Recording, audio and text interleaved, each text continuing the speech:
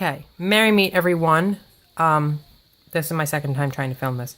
But I've like reevaluated how I'm filming it. So, this is the first episode in what will be my divination types series, I guess. Because I realized I can't fit all the types of divination that I know into a single video. So, this is probably going to be a 4 or 5 episode series, roughly. Roughly, it'll probably be more than that. But, we're going to start with what I consider the easiest. This could be impossible for somebody else, but for me, this is always the easiest, which is pendulums. Focus. There we go. This is a green aventurine pendulum. And pendulums are most commonly used for yes and no questions. But you can use them for more in-depth questions. You would need either you would take like a Ouija board and you would remove the, whatever they call the piece that slides. I don't know what it's called. I'm forbidden from using a Ouija board, so, whatever the piece is that slides, I think it's, I don't know what it's called.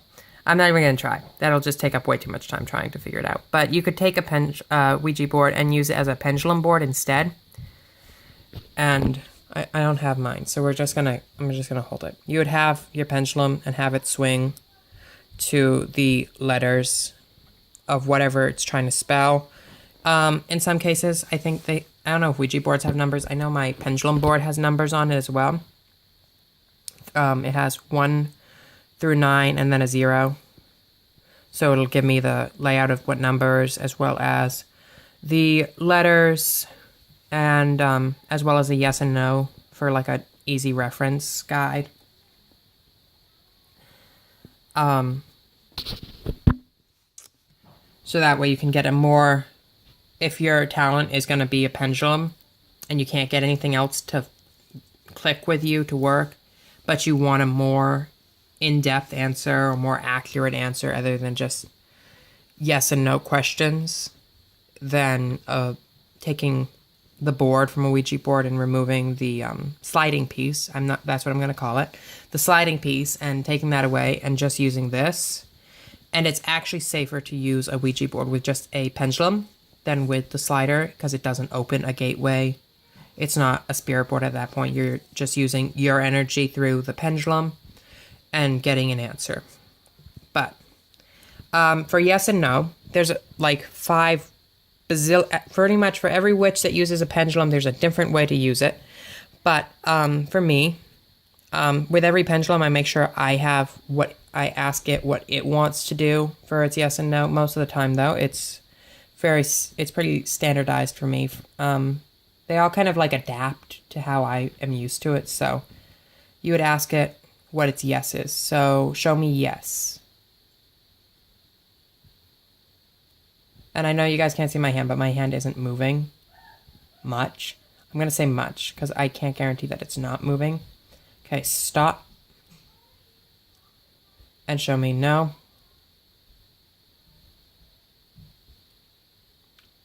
Stop. And so that's how you would get your yes and no. I know some people, yeah, I know you couldn't see my hand. I know a lot of videos will show you their hands so you can prove that it's not moving. I don't see a point in that. If you don't believe me, that's okay with me. You can go believe something else about something else and just click off my video. But that's how I like to do it. I know some people, to visualize it easier, they'll take a sheet of 2 sheets of paper, and on one they'll write yes, and on the other they'll write no. They'll hold it over the yes one and say, show me yes.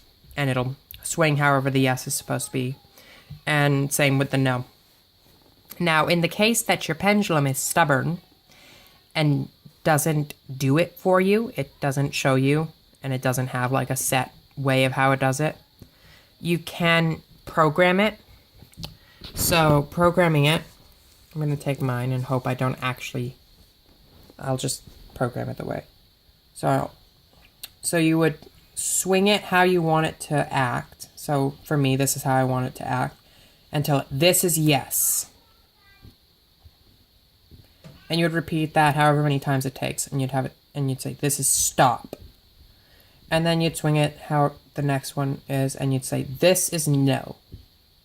And that will program it. And you can do that however many times it takes for your pendulum to learn how to obey what you're telling it to do. But I know for most people it only takes like the once over, explain it, and the pendulum has it down. But yeah, that is my basic pendulums. And I'll probably do a follow-up video on pendulums that's not just about divination uses for it. But that is video number 1 for the divination series. And I hope you guys enjoyed it. Blessed be.